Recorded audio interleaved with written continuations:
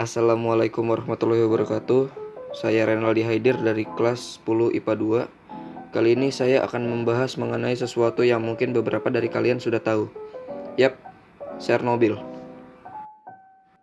Bencana Chernobyl, kecelakaan reaktor nuklir Chernobyl atau hanya Chernobyl, adalah kecelakaan reaktor nuklir terburuk dalam sejarah. Pada tanggal 26 April 1986, pukul 1:23.40 pagi, reaktor nomor 4 di pembangkit listrik tenaga nuklir Chernobyl yang terletak di Uni Soviet di dekat Pripyat di Ukraina meledak. Akibatnya, isotop radioaktif dalam jumlah besar tersebar ke atmosfer di seluruh kawasan Uni Soviet bagian barat dan Eropa. Bencana nuklir ini dianggap sebagai kecelakaan nuklir terburuk sepanjang sejarah dan merupakan satu dari dua kecelakaan yang digolongkan dalam level 7 pada skala kejadian nuklir internasional. Kecelakaan yang lainnya adalah bencana nuklir Fukushima Daiichi. Jumlah orang yang dilibatkan untuk menanggulangi bencana ini sekitar 500.000 orang dan menghabiskan dana sebesar 18 miliar rubel atau sekitar 3,4 triliun rupiah dan mempengaruhi ekonomi Uni Soviet. Ribuan penduduk terpaksa diungsikan dari kota ini. Mengapa hal tersebut bisa terjadi?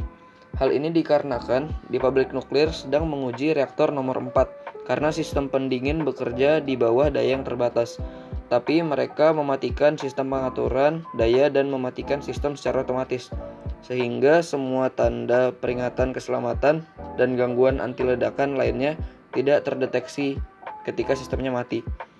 Selama pemeriksaan, terjadilah kesalahan seperti adanya lonjakan listrik yang menyebabkan pelet bahan bakar di dalam reaktor meledak, yang akhirnya menyebabkan ledakan yang cukup besar hingga meledakkan atap dari reaktor.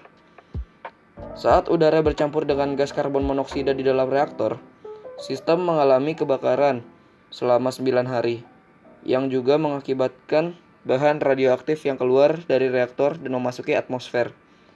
Akibat peristiwa itu, banyak pekerja yang meninggal. Bagaimana dampaknya bagi makhluk sekitar? Kita mungkin bertanya-tanya mengenai alam dan perairan di sekitar Chernobyl yang terdampak radiasi nuklir.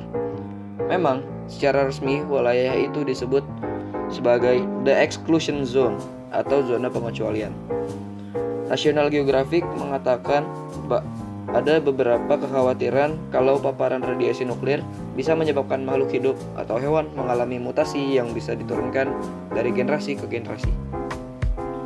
Jenis mutasi yang terlihat pada hewan yang tinggal di dekat Chernobyl bukan kaliber yang sama seperti yang digambarkan dalam fiksi seperti ikan bermata tiga atau serigala yang memancarkan laser dari matanya. Hewan yang bermutasi mungkin memiliki kelainan perkembangan, tetapi setiap mutasi besar tidak akan diturunkan ke generasi berikutnya, karena hewan yang bermutasi parah biasanya tidak bertahan hidup lama untuk bereproduksi. Jadi hal-hal yang tidak masuk akal di film-film itu hanyalah fiksi semata. Lalu, bagaimana kondisi Chernobyl sekarang? 34 tahun kemudian, zona eksklusi seolah menjadi semacam cagar alam. Data sensus menunjukkan populasi satwa liar meningkat tajam tanpa kehadiran manusia di sekitarnya. Namun, studi bertahun-tahun mengenai ekosistem di zona eksklusi juga menunjukkan banyak kehidupan yang terancam radiasi karena tidak mampu beradaptasi. Penemuan ini membuka wacana tentang dampak organisme-organisme di daerah Chernobyl.